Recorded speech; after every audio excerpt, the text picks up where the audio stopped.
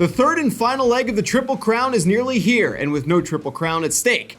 Hello everyone, I'm Drew Goldfarb, joined by Jim Beviglia, and today we're breaking down this weekend's Belmont Stakes with everything from picks and tips for the race itself to how to go about wagering on the event.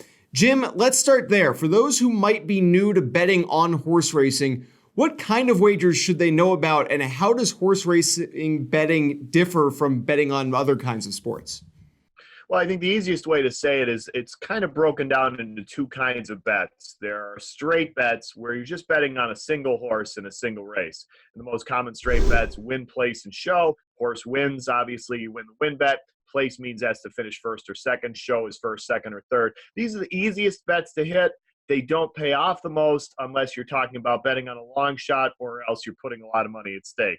The other bets are the exotic bets where you're involving multiple horses, either in a single race or multiple races. In the case of the Belmont Stakes, you can bet an exacta where you're picking on the first two in the order of finish, a trifecta where it's the first three, superfecta where it's the first four. Exotic bets are kind of like the lottery tickets of the horse racing world because you can bet a very small amount and win big if all of your horses come in, but they're very difficult to hit because you have to hit every part of the wager. So that's kind of how it breaks down, and maybe differs from what you're used to betting in baseball, football, basketball, because you do have the opportunity to win even if your horse doesn't always come in first.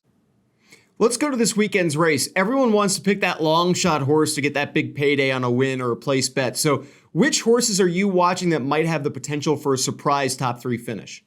Yeah, there's two of them that I really like. One is Tax. Now, Tax was a horse I liked in the Kentucky Derby. Just didn't show up at all, but his trainer swears that it was a situation where he just did not like the sloppy conditions at Churchill Downs.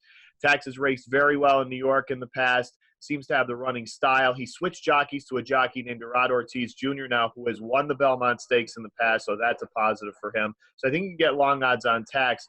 The other one I like is Intrepid Heart. Intrepid Heart is a horse who has only raced 3 times in his career coming into this race, but that's something that we're seeing more and more in thoroughbred racing, where horses don't have to have a lot of experience and yet still perform well. Won his first 2 starts. Third start, he finished third, but he stumbled at the start of that race. He was coming on late. So this horse has the bloodlines to compete in the Belmont Stakes and seems to be getting better every race. And another one I think that you can get pretty long odds on that has a chance not only of hitting the board, but maybe even of winning. All right, so now with no restrictions, what horse do you believe has the best chance of winning the 2019 Belmont Stakes? Well, you know, and it's a horse that I probably wouldn't bet because you're not going to get a lot of value on him. It's the morning line favorite, and that's Tacitus. Tacitus is a horse who a lot of people liked in the Kentucky Derby, and he finished third in that race, even though he's much better suited to the Belmont. So finishing third in the Derby was a positive for him. He skipped the Preakness, so he should be fresh for this race.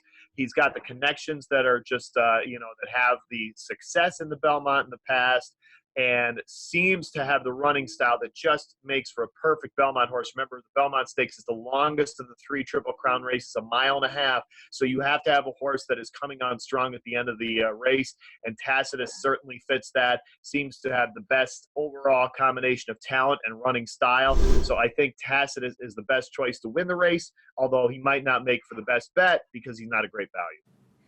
Jim Beviglia, thank you very much. You can find much more from Jim online now at gamblingsites.org, including a more in-depth look at this year's Belmont Stakes. Don't forget to like, share, and subscribe to the Odds On Favorites YouTube channel, and let us know your picks for the Belmont in the comments below.